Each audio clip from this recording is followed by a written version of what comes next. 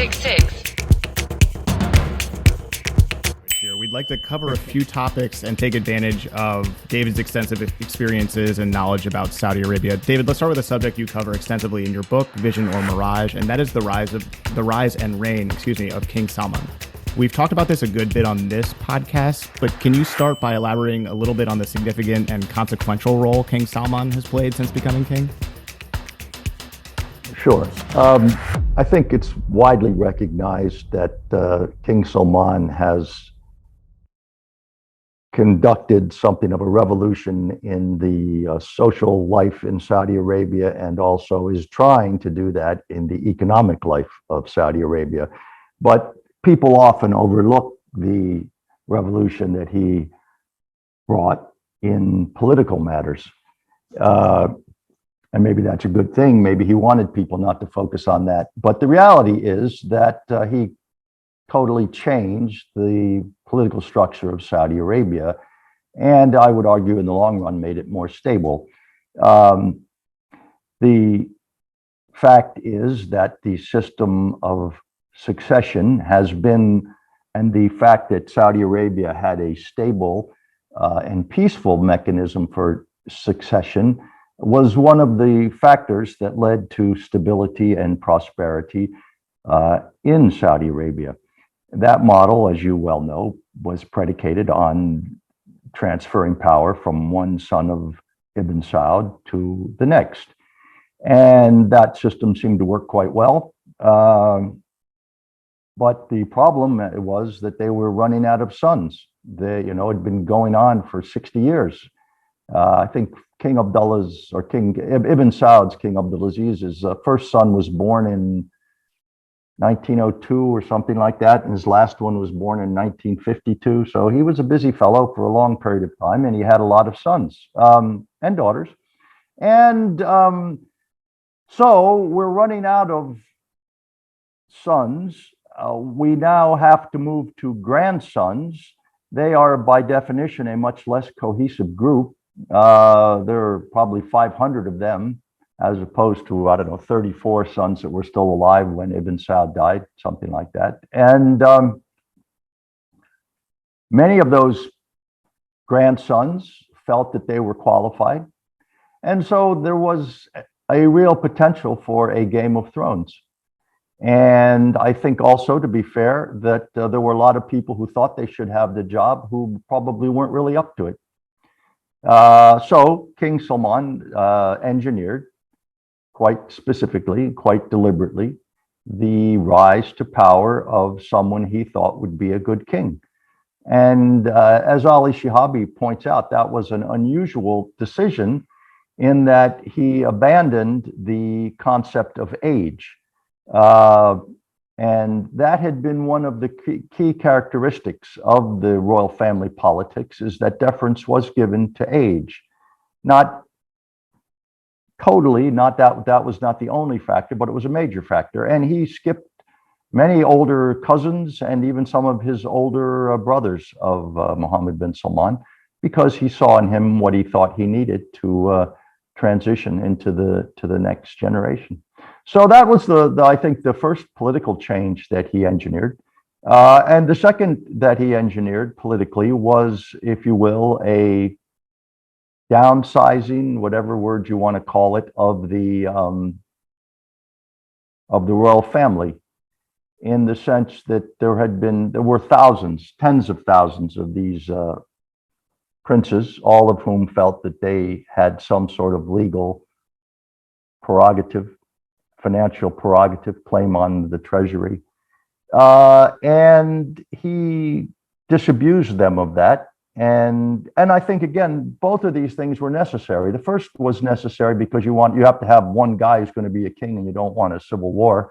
The second was necessary because the population was not permanently going to endure thousands of princes not paying their electric bill, especially when they come and tell you, by the way, your electric bill is going to double this week.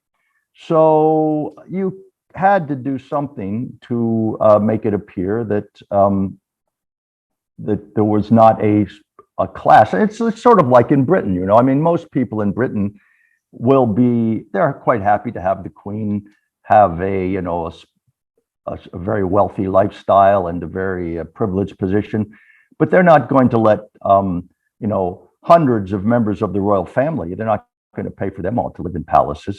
So you had to downsize or shrink the number of people who were getting this prerogative. And they did that. And they stabilized, as I say, the succession. And the third thing that he did politically was that he made it clear that corruption was not going to be acceptable. I think King Salman had always had a dim view of corruption to the extent that he was able to limit it in Riyadh, where he was in charge. He did. But he was not able to do that throughout the country. And he began to make it clear that he changed the rules. And that was unfair, perhaps you could argue, to some people who had played by an old set of rules which they thought was acceptable, and then all of a sudden woke up one morning and found out the rules had changed.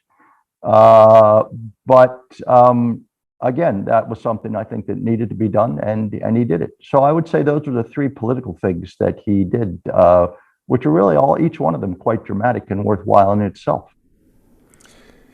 David, this man, King Salman, is endlessly fascinating to me.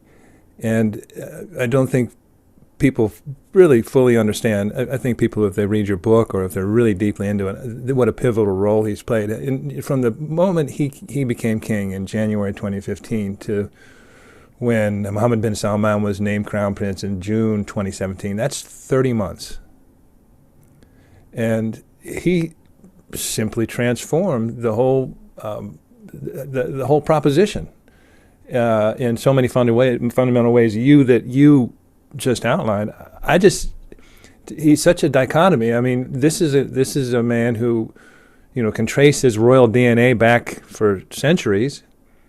Has spent, when he arrives as king, he is the ultimate insider, the ultimate benefactor of a system, the bluest of bloods.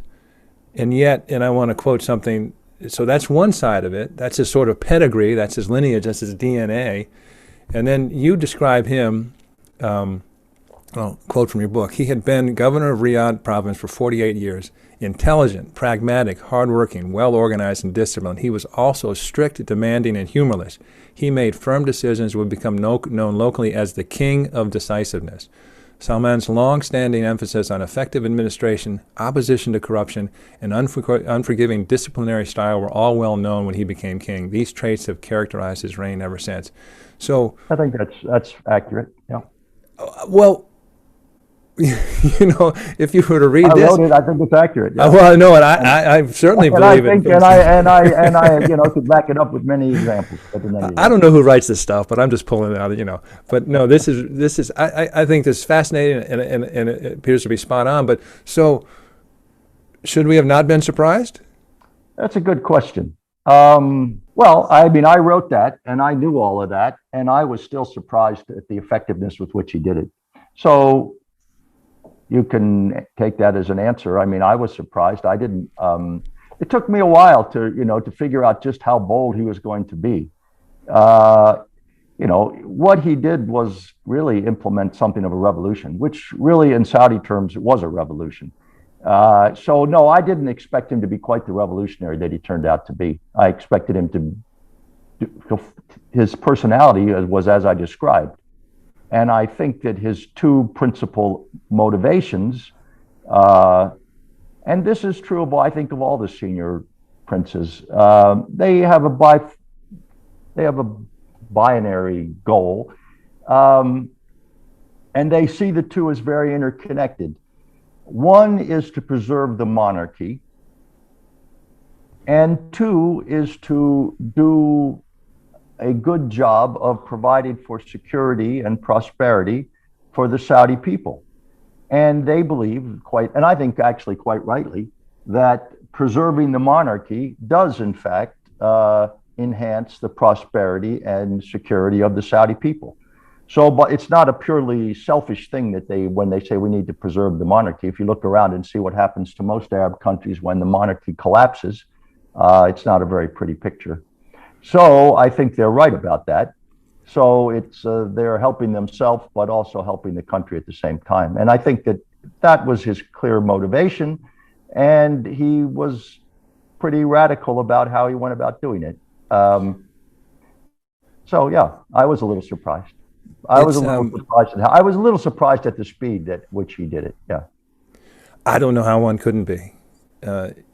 Just stunning, really.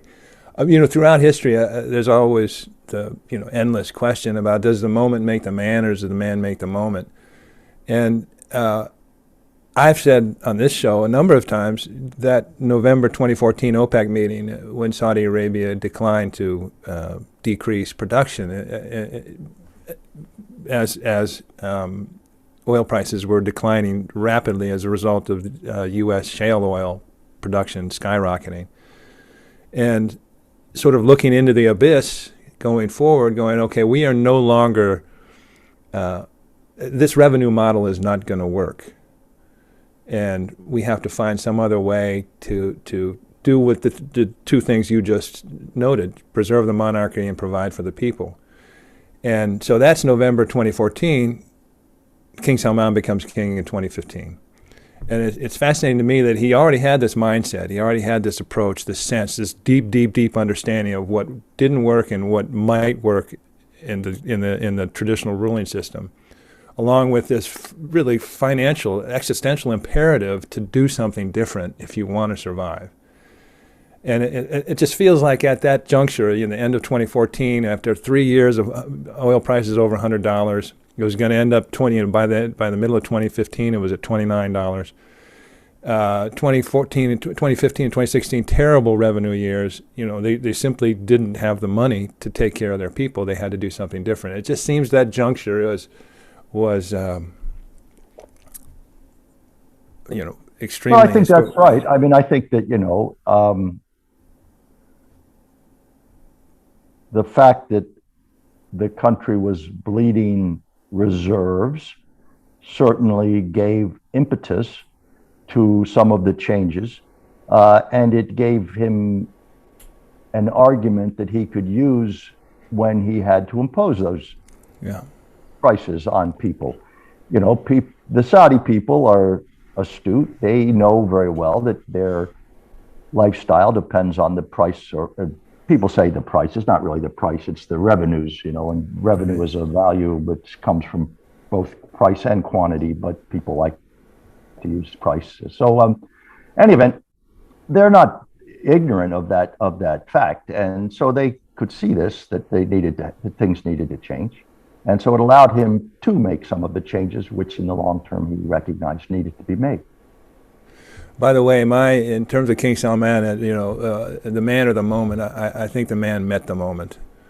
Yes, he did. I think, that time ought to make him man of the year in some ways. I mean, because he really did, and as he grows older and his son becomes more experienced, it's inevitable that his son will assume more authority. But for sure, in 2015, when Mohammed bin Salman was the newly appointed defense minister, he was not running the country.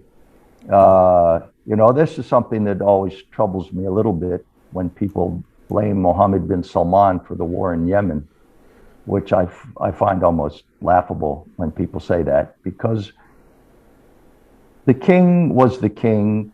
There was a crown prince, there was a deputy crown prince, there was Saud al-Faisal, ill but still alive, at the foreign ministry. The idea that Mohammed bin Salman just walked in and said that we're going to war, and I don't care what anybody else says, I mean, that's just crazy. And plus, they were already thinking about it under the days of King Abdullah. Mm-hmm. I feel that to some extent, MBS gets unfairly abused in the media for that, at least. On the Yemen issue. Yeah, on the Yemen issue. I mean, I think on a number of things about the Yemen issue. I mean, first of all, we were not willing to let the Soviets put missiles in Cuba. So why should the Saudis be willing to let the Iranians put missiles in Yemen? The Yemen is the soft underbelly of Saudi Arabia. The Egyptians under Nasser tried to destabilize Saudi Arabia through Yemen, and now the Iranians are doing the same. Which isn't to say that there aren't internal issues that are purely Yemeni. That's certainly true. But I think if there were purely Yemeni involvement, if there were no Iranian involvement, the Saudi attitude toward what's going on in Yemen would be very different. And I also find it interesting that nobody seems terribly worried about the human catastrophe in Syria. We hear almost daily about the disaster in Yemen, but I think if you look at the number of people, there's equally, probably more people have suffered in the civil war in Syria. David, could you briefly characterize each stakeholder group that you discuss in your book and sort of talk? Your book was published in September 2020, and a lot has happened in Saudi Arabia since then. Could you maybe update, briefly characterize each stakeholder group, and then maybe, I guess, update sort of the 5 stakeholders since the date of your publishing? Yeah, I don't think that anything really dramatic has changed in what I said. There have been more examples of trends that were already happening in 2020, the end of, or basically, let's say January 2021. So in the last year and a half now. David, can I interrupt just for a second? Sorry, just for our listeners and viewers, the 5 stakeholders that David assessed and analyzed were the tribes, the clerics, the merchants, the technocrats, and the royal family. Mm-hmm. The tribes are probably the least affected. And as I said in the book, the tribes have been a key part of stability in Saudi Arabia. They are becoming less powerful. That's not so much because of anything that the government did or that Vision 2030 changed, but it is a result simply of a society that's modernizing, and tribal structures become less important. Certainly in rural areas, they remain important, but in urban areas where there's people from many different tribes and groups, it's become less important. I think it would become more important again if security ever became a problem. I think then people would go back to their tribes, but at the moment, that's not the case. So the tribes have not been affected that much, except what their natural erosion of what's happening as a society modernizes. The clerics, certainly they have been impacted by the change. Their status and power and influence has been openly reduced. The religious police have had their fangs pulled, if that's a word we want to use. And their ability to dictate social mores has largely evaporated. Now they have the senior clergy have continued to be consulted, and they have continued to endorse most of these changes, and so they have remained well funded. They have not been challenged in terms of the perks, if you will, that they get, and so they remain loyal. The senior clerics and most of the clerics, I think, who in one way or another are civil servants, remain loyal to the regime. I think the question is,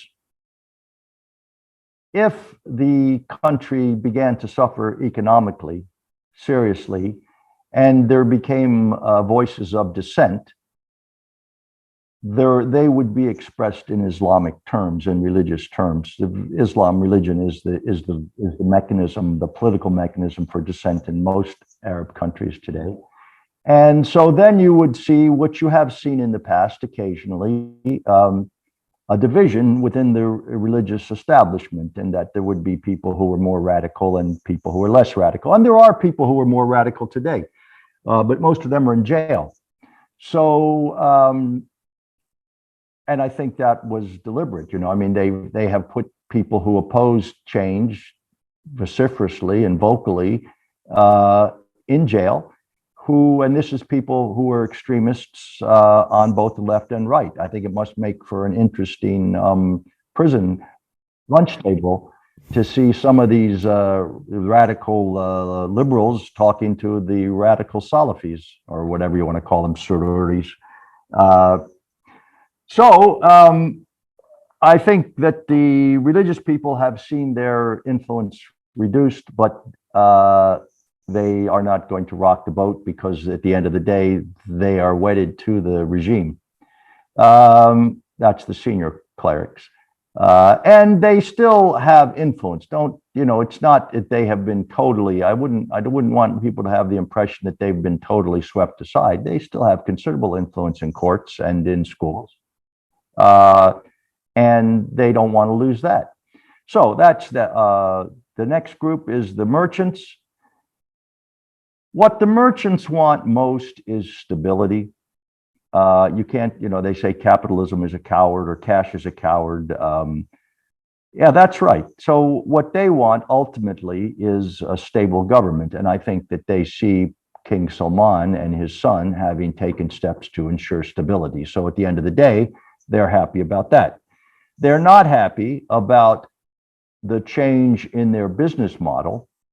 And what do I mean by that? Well, some of the things that they have counted on as subsidies have gone away. They have had to start paying taxes, which they didn't used to have to pay.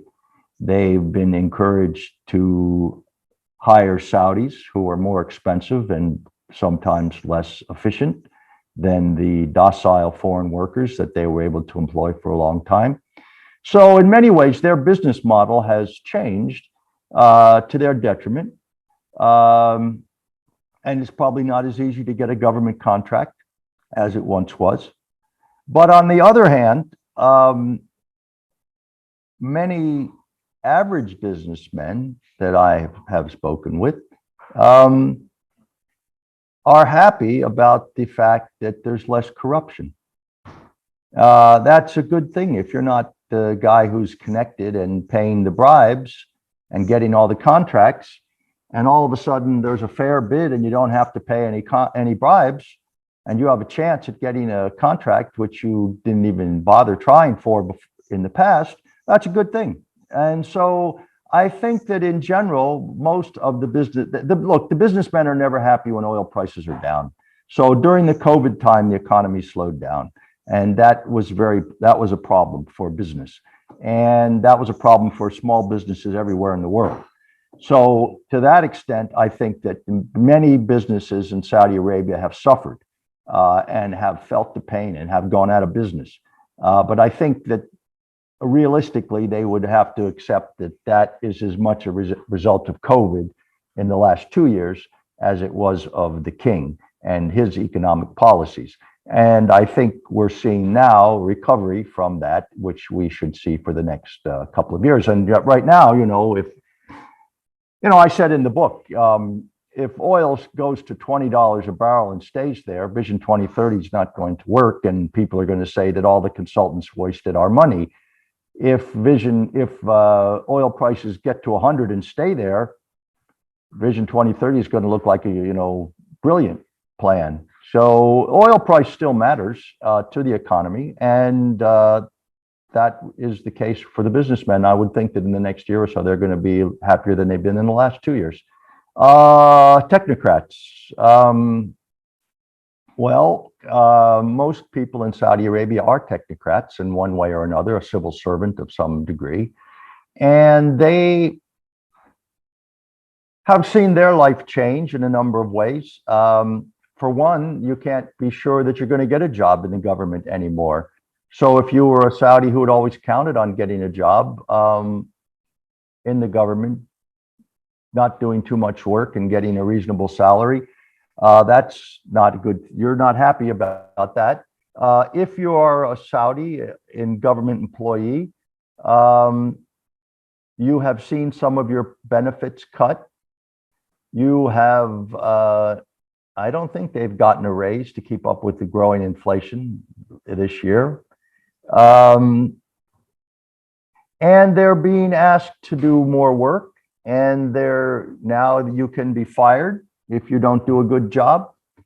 So on one hand, those are negative things, but then there are positive things too. And that Lyndon Johnson used to say he wanted a one-armed economist because they always told him on one hand and then on the other hand, right? So I'm guilty of that today. But it's true that to the extent that, yes, some Saudi bureaucrats are unhappy because you can now get fired and you now have to actually show up on time and do some work. And this varies from ministry to ministry, but in general, that's a trend. On the other hand, you talk to some Saudi, let's take a dentist. This is a real example, a dentist who works in a government hospital. Well, before, all the dentists got paid the same, whether you saw 5 patients or you saw 15 in one day. All dentists got paid the same. Now they pay you a little bit extra for seeing more patients. So the ones that work hard, they're happy. The ones who want to drink tea all day, they're not happy. So I would argue that, like as I said, in the business community, some are happy because they got stability. Others see their business model being eroded. So there are, and to be fair, probably some people have both opinions at the same time. So, and then to take a look at the royal family, well, we talked about them already to a considerable extent, but I think again, their perks have been substantially reduced, but they are still princes in a monarchy. And that's better than being in exile in Monaco. So, you know, the monarchy is being preserved, and I think most of them recognize that and are happy about that. And I think that my own take on this is that any opposition that was in the royal family to the succession of the crown prince has largely, if not completely, evaporated. So I don't think there's going to be a succession war or problem now, because people, partly because they have demonstrated that they're going to be able to preserve the monarchy, but also because the monarchy has reached out to pretty much all branches of the family and given them a stake in the system again. So they haven't ignored these people. You know, I can tell you, I remembered very clearly. You asked me if I was surprised. I remember very clearly where I was when the penny dropped and I realized that they were going to sack Mohammed bin Nayef, and because that was not obvious. That was not obvious for a while. And I read the newspaper. I was sitting in the Four Seasons having lunch, and I saw a list of all the new deputy governors. There was like 15 of them or something like that. And I looked at that and I read that and I thought, wow, that's it. He's rounding up votes. And that's exactly what they did. And they lined up and everybody got something. And all the people that were going to have a vote at this informal committee, which was supposed to be formal, but really didn't meet formally, this Baya committee, you know, every branch of that family got something. They either were a governor or a deputy governor, an ambassador to some important place. So he took care of the princes. And he's even brought in princes from, you know, not disparate, but distant branches of the family. So I don't see them as rocking the boat. So I guess what I'm saying is that all of these groups have been influenced in some negative way by the changes. But in each case, the overwhelming balance of their interests is still very much to stick with the regime, especially if you look at what the alternatives might be. So many questions coming in. I'm going to try and limit it to 2. The first one, you referenced earlier that you thought the net result, the result of King Salman's steps and the measures he's taken since January 2015 has resulted in a kingdom that is more stable. Why do you think that? Is it more stable today or is it less stable today? Actually, you know, I think there was a period when it might have been less stable. because things are changing very fast and very dramatically. And when anything that's changing fast and rapidly is by definition almost less stable than something that's static. So, but I also think that at some point in time, had they not made these changes, it would have become unstable. So I don't know if you've ever seen a book by Ian Bremmer called The J Curve. It's a good book, and it's an interesting concept about the openness in a society. And what he would argue is that as a society becomes more open, it becomes less stable. And then because of its openness, over time, it goes down and then it goes up and you make the J and it becomes more stable. I think that something like that is what's going to happen in Saudi Arabia in terms of stability, that they probably went through a period where it was less stable, but now that it's going to become more stable in the long run. I don't think it was ever unstable in the sense that there was going to be a coup or a revolution. I don't think it ever reached that point, but I think that there was, nobody really knew who's going to be, and today nobody knows who's going to be who. What would happen if, let's just say, what would happen if something happened to Mohammed bin Salman? Who would be the next king? I don't know. That's a destabilizing thing because you don't know who the next guy would be. Always in the past, we've always known pretty much who the first and second and third person would be. There's no third person today, so that's a little bit destabilizing. Fascinating, because I agree 100%. Because I think if you're looking out there in January 2015, if you continue business as usual, instability will occur because you can't address the needs of the people based on the model as it had been. I also think I think it's fascinating because there's a little bit of a mini J curve that's occurred since 2015. Because if you look at, I call it the confidence level, and there were some bad years. I mean, MBS was made Crown Prince in 2017. 2017 was not a good year. You had the Qatar diplomatic crisis. You had the Ritz-Carlton detention. You had Saad Hariri was detained. 2018, they introduced the VAT. Be controversial. That's a brand new thing. Of course, October 2018, Jamal Khashoggi was killed. A whole nother set of problems. March 2020, COVID pandemic. Right in the middle of that, right in the beginning of that, you have the price war with Russia. And then in July 2020, at the heart of at the early start of the pandemic, they increased VAT 15%. So there's all these crises that are occurring really at the inception of the MBS era as Crown Prince. But you can see as we're coming out, fourth quarter is 6.8% growth, GDP growth. There's a great deal of obviously oil prices are at levels they haven't been since 2014. There's a great deal of confidence, I think, when I watch this government manage its finances and insist that it will stick to these budgets, and this is what we're going to be doing, this is where we're going to be spending money, and offering a sense of predictability to the business class, but also in general sticking with a plan. Obviously the revenues are very helpful. I just see their confidence. No, I think that all speaks well for the king's decision as to who he wanted his successor to be.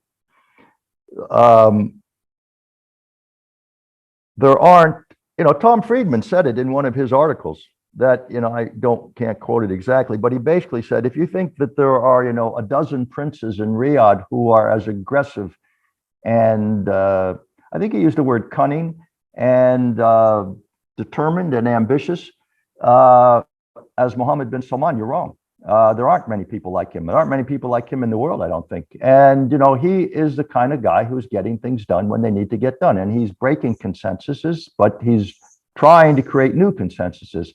But you mentioned the question of VAT. That's a very good example. There were a variety of consultants working on that project, some from private sector and some from international organizations. And they were saying that this putting VAT in an economy this large is going to take so many months. And Mohammed bin Salman was very adamant. He said, no, this is the date we're going to get it done, and we're going to get it done. And you figure out how to get it done. And they did figure out how to get it done. And they came up with some fairly creative ways to get people to comply. And they made some excuses for, or some, what do you call it, exceptions for some people who couldn't. But by and large, they got the thing done on time. That was the kind of drive that you needed. And that this, as you say, the Salman MBS team has provided, which is a very positive thing. Yeah. The second question, and sorry to jump in here, Lucian. The relationship with the clerics has not only been changed internally, but the message going abroad is significantly moderated. And Saudi Arabia is often through the World Muslim League, but other platforms is trying to refashion what it thinks is appropriate and best for Islam globally, and a much more moderate approach. Have you seen that? And I'm sure you've seen it, but any thoughts on that? Yeah, I think for the rest of the world, that's one of the most important things that needs to be recognized, that needs to be celebrated and needs to be appreciated. And I think we cut off our nose to spite our face to continue to think of the Saudis as a pariah state, which some people have said. I think that's a big mistake. Right now, we should embrace their willingness to change.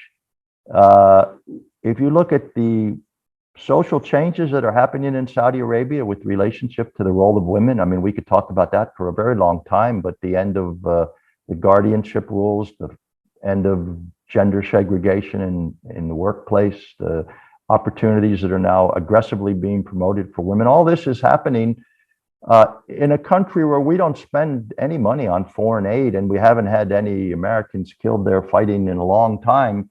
And you look at this compared to Afghanistan, where how much money do we spend and how many people got killed? And now it's going exactly backwards. So we should be embracing Mohammed bin Salman for what he's achieving. That doesn't mean that I know people are going to say, oh, look at Yemen and look at Jamal Khashoggi. I don't want to ignore those things, but I think they have to be put into a balance. And as you pointed out, the fact that they are now actively promoting, well, number one, they've stopped sending money to certain institutions that were, perhaps you would call them, intolerant. I think that's probably the best word to use. And they've started promoting a more tolerant view of Islam. And the fact that the head of the Muslim World League, went to the commemoration ceremony at Auschwitz is pretty indicative of a radical change in the way that they look at the world, and the way they want the world to look at them. I think you're referencing it, but not only they not supporting intolerant, they're really clamped down on the ability of private citizens in the private sector to support or to move any money to these groups. I think, look, a lot of that was, I think, and I've dealt a lot with that in my time as economic counselor.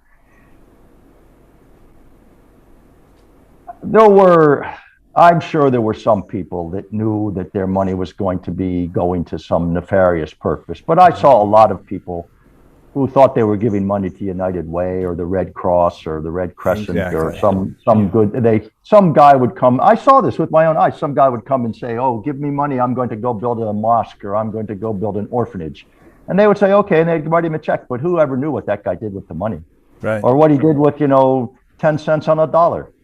So it was a very difficult and uncontrolled. I would imagine if you looked at charities in the United States in 1900, they were probably not very well regulated either.